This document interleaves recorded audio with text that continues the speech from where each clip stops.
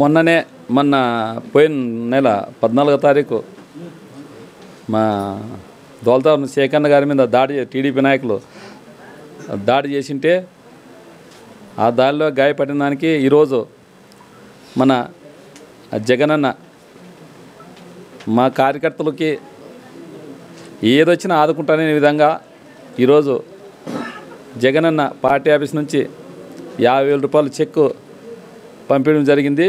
అదేవిధంగా ఈరోజు ఇక్కడ మన జిల్లా అధ్యక్షురాలు మన సత్యనారాయణమ్మ, అదేవిధంగా మన రామకృష్ణ అన్న గారు, మన ఎంపీపీ మన మారే మండల కన్వీనర్ గారు, ఇక్కడికి వచ్చిన అందరికీ మన పార్టీ కార్యకర్తలు, నాయకులు, పత్రికా విలేకరులు అందరూ వచ్చిన దానికి ఈరోజు ఎంతో సంతోషంగా ఉంది. ఇదే విధంగా మన జగనన్న ఎప్పుడైనా కానీ పార్టీ కార్యకర్తలు కానీ నాయకులు కానీ ఎంతో అండదండగా ఉంటాడని నిదర్శనం. ఎందుకంటే ఇమీడియట్గా జరిగిన ఆ రోజే ఫోటోలు ఏమంటే పెట్టేయండి అంటే ఆ రోజు మన హాస్పిటల్లో ఫోటోల్లో మేము పెట్టడం జరిగింది పార్టీ ఆఫీస్కి. పార్టీ ఆఫీస్ నుంచి మన జగన్ పంపించింటే ఈరోజు వచ్చి 50,000 రూపాయల చెక్కు మన కార్యకర్తలు ఎంతో ఇబ్బందులు ఉంటారు అనే విధంగా ఈరోజు ఆర్థిక సాయం ఎంత ఖర్చు అయింటుందని ఆర్థిక సాయం ఖచ్చితంగా చేస్తామని మన మీటింగ్లో కానీ చెప్పినాడు జగనన్న. అందుకోసం ఈరోజు ఆయన చెప్పిన మాట ప్రకారం మన కార్యకర్తలు అండదండగా ఉంటూ ఏదైనా తోడు ఉంటారనే విధంగా ఈరోజు 50,000 రూపాయల చెక్కు జగనన్న పంపించినాడు. ఆయనకి ప్రత్యేకంగా మేము ధన్యవాదాలు తెలుపుకుంటున్నాము. ఎందుకంటే ఆయన చూసినాం ఎంత పేదల మనిషి కాబట్టే ఈరోజు అప్పుడే చూస్తున్నాం. మొన్న కూటమి ప్రభుత్వం మేము అది చేస్తాం ఇది చేస్తామని ఎన్నో సూపర్ 6 అని చెప్పి ఇంతవరకు ఏ 6 చేయలేదు. ఎందుకంటే రైతులు రబీ సీజన్ స్టార్ట్ అయింది, అయినా కానీ మన జగనన్న అయితే ఖచ్చితంగా జూన్ నెలలోనే రబీ సీజన్ స్టార్ట్ కాకముందే ఆయన జగనన్న రైతులకి రైతు భరోసా ఇచ్చేవాడు. అదేవిధంగా అమ్మఒడిగానే జూన్లో వేస్తామని చెప్పే విధంగా అమ్మఒడిగానే వేస్తుండే అందరూ అక్కా చెల్లెమ్మలు ఇప్పుడు బాధపడుతున్నారు. ఎందుకు వేసినా చంద్రబాబు నాయుడికి, ఎందుకంటే జగనన్న అయితే ఖచ్చితంగా చెప్పింటే ఆయనకి వేసేవాడు. మేము అంతా ఓట్లు వేసినాము, ఎక్కడ పోయినాయి మా ఓట్లు, మా జగనన్నే కావాలనే విధంగా చాలామంది ఇప్పుడు అందరూ మేము ఎక్కడ పోతే అక్కడ మేము మాత్రం జగనన్నకి వేసినామా ఏమైందో మాకు తెలియదు, మాకు జగనన్నే కావాలనే విధంగా ఎక్కడ వ్యతిరేకత అంతా ఎక్కడ లేదు. అది ఏం జరిగిందో ఆ పరమాత్మ తెలాలి. కానీ ప్రజల్లో మాత్రము ఖచ్చితంగా జగనన్న రావాలా.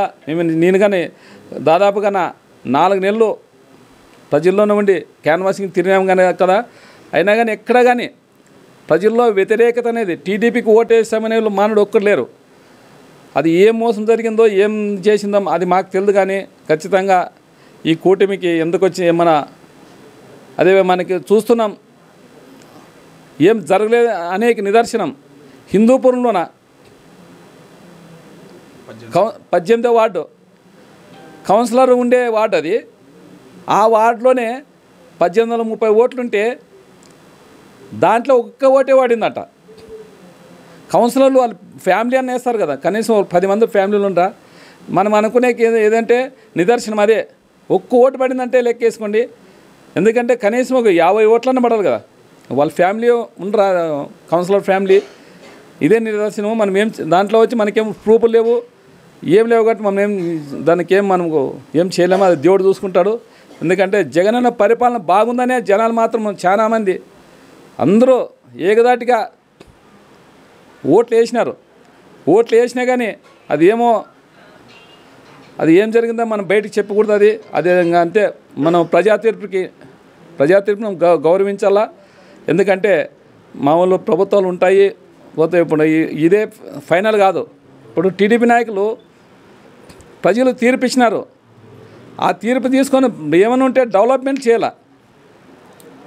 అదే గుమ్మనూరు జయరామ్ గారు చెప్తున్నా, నేను 5 సంవత్సరాలేమో జగనన్న మంత్రిగా 5 సంవత్సరాలు నీకు ఇచ్చినారు. ఎందుకంటే బీసీ నాయకుడని, వెనుకబడిన ప్రాంతం అని, మన ఆలూరు వెనుకబడిన ప్రాంతం అని బాగా చేయాలని మినిస్టర్ గారు జగనన్న 5 సంవత్సరాలు బోయోడని మంత్రిగా ఇస్తే అసలు ఏమీ డెవలప్మెంట్ చేయలేదనే ఆయన అయితే ఓడిపోతాడనే విధంగా నాకిస్తే నువ్వు సరే నమ్మినోనికి మోసం చేసి టీడీపీలోకి పోయినావు, ఆ టీడీపీలో పోయినావు, కూటమిలో గెలిచిన దాన్ని ఏదో గుంటకాలో డెవలప్మెంట్ చేయి. నిన్నెందుకంటే ప్రజలు ఆదరించినారు, మన బీసీ నాయకుడని ఓట్లేసి గెలిపించినారు నిన్నే. బీసీల మీదే వాల్మీకులు దాడి చేసి ఎక్కడ చూడలే. ఏదన్నా సపోర్ట్ ఉంటాడు, కులానికి సపోర్ట్ ఉంటాడు, కానీ ఇదేమన్యాయమో నాకు అర్థం కాదు. ఎందుకంటే ప్రజలు తీర్పిచ్చింది నీకు మనసును కొట్టడానికి కాదు, డెవలప్మెంట్ చేయి, ఏమనుంటే చెయ్యి. ఇంకా ఏమనంటే మాలో కాన్స్టిట్యూన్సీ నీ సొంత కాన్స్టిట్యూన్సీ కాబట్టి ఏమనంటే డెవలప్ ఇక్కడ కానీ చేయి, రోడ్లు చెప్పి అన్నీ చెప్పి. పోయినసారి నువ్వు 5 ఏళ్ళు ఏం చేయలేవు కాబట్టి కనీసం ఇప్పుడని చేయి. కానీ మనుషుల మీద దాడి చేసి ఇది ఎక్కడ ఇది మంచి పద్ధతి కాదు మీకు. ఎట్లా అంటే నువ్వు కానీ 3వసారికి ఎమ్మెల్యే, 2 సార్లు, ఒకసారి మంత్రి, 2 సార్లు ఎమ్మెల్యేగా గెలిచినావు. ఇది నీకు మంచి పద్ధతి కాదు. ఖచ్చితంగా ఏదైనా ఉంటే ప్రజా తీర్పు కోసం నువ్వు డెవలప్మెంట్ చేయాలి. కానీ ఇది మేము ఇంకొకసారి దాడి ఇట్లా జరిగితే ఖచ్చితంగా సహించేది లేదు. మా కార్యకర్తలు, మా ఎంపీపీలు, మా జెడ్పీటీసీలు అందరూ మాకు సహకారం ఉంటారు. ఇంకా 2 సంవత్సరాలు మాదే ఉంది కాబట్టి, సర్పంచ్లు అంతా మాదే ఉన్నారు కాబట్టి ఏదైనా కానీ మేము మాత్రం ఇంకోసారి ఏమైనా ఇట్లా చేస్తే ఖచ్చితంగా మేము మాత్రం సహించేది లేదు. ఏదైనా కానీ మా జగన్ అనే మనకి చెప్పినాడు, ఇది వార్నింగ్ కాదు, హెచ్చరిక అని చెప్పినాడు. మేము కానీ అదే చెప్తున్నాం. ఏదైనా కానీ మీకు అదే ఉంటాయి, మాకు అదే ఉంటాయి. మీరు మనసులే, మేము మనసులే. మీకేమేమన్నా కత్తులతో దూసుకొని రారు. మీకు కాళ్ళ చేతులు మాకు కాళ్ళ చేతులు ఉన్నాయి. ఏదున్నా కానీ మరసంగా మర్యాదతో పోతే మర్యాద ఉంటుంది, లేకుంటే మాత్రం ఖచ్చితంగా దీన్ని మాత్రం మేము సహించేది లేదు. ఇంకొకసారి ఏమైనా జరిగితే మేము కానీ ఎదురుదాడి చేయ పరిస్థితి వస్తుంది కాబట్టి ఇదే చెప్తున్నాము. ఈరోజు ఇంకా ప్రభుత్వం ఏర్పడింది, మీకే టైం ఇస్తాం. ఇంకా ఏదున్నా కానీ అమ్మఒడి ఎంతమంది ఉంటే 5 మంది ఉంటే 5 మందికి ఇస్తామన్నారు, అది చేయండి. 18 సంవత్సరాల నుంచి 1500 ఇస్తామన్నారు, అది చేయండి.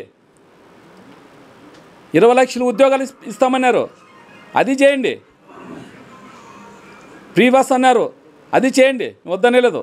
ఏదన్నా ప్రజలకు ఉపయోగపడే పని చేయండి, కానీ ప్రజలను నష్టపడే పని ఏం చేయకూడదు. ఎందుకంటే మా జగన్ అన్న 19 నుంచి టీడీపీ నాయకులు ఎక్కడే కానీ ముట్టుకోయింది లేదు. పార్టీలకు అతీతంగా కులం చూడం, మతం చూడం అనే విధంగా జగనన్న పరిపాలన చేసినాడు. మీలాగా మా నాయకులే, మా టీడీపీ నాయకులే, మా కార్యకర్తలను ఎప్పుడూ మా జగనన్న అనలేదు. ఎక్కువ లబ్ధి పొందింది ఎవరంటే టీడీపీ నాయకులే, టీడీపీ కార్యకర్తలు ఎక్కువ లబ్ధి పొందినారు. మా జగనన్న అనుకోలే. సీఎం అయితే 5 కోట్ల మందికి ప్రజల మనిషి అనే విధంగా పరిపాలన చేసినాడు. కాబట్టి మీరు అదేవిధంగా ఈ చంద్రబాబు నాయుడు అనేది చెప్తున్నాం, పరిపాలన చేయండి. మీకు ఇచ్చినారు. ఇప్పుడు జగనన్న ప్రభుత్వం బాగాలేదనుకొని నీకు ఇచ్చినారు, అది మోసమో ఏదన్నా కానీ మీరు పరిపాలన బాగా చేయండి. కానీ ఇదేం దాడులు ఎక్కడ చూసినా ఇదేం విధ్వంసము, విగ్రహాలు పలుకొట్టేది ఏమి విధ్వంసం, ఇదేమి మీ విగ్రహాలు. మరి ఎన్టీఆర్ విగ్రహాలు ఉండలేదా? పలుకొట్టాలంటే చేత కదా. మీ శిలాపలకాలు ఉండలేదా? మా వాళ్ళు పలుకొట్టే చేత కదా. మా జగనన్న ఎప్పుడు అట్లా దానికి ప్రోత్సహించలే. ఎక్కడే కానీ ఒక మంచి కానీ గాయం చేయలేదు. ఈరోజు మీరు చూడు, విధ్వంసం ఎక్కడ ఇండియాలో ఎక్కలేదు ఇంత విధ్వంసం. అది ఎలక్షన్ అయిపోయినాక. ఏమన్నంటే ఎలక్షన్లో గలాడబడతారు, కానీ ఎలక్షన్ అయిపోయినాక ఇదేమి ఇది అంతా. అందుకోసం మీకు చెప్తున్నాము, మేము కానీ ఏదైనా సిద్ధంగా ఉన్నాము. ఇంకొకసారి జరిగితే బాగుంటుందని ఈరోజు మీకు అందరికీ హెచ్చరిక చేస్తున్నాం.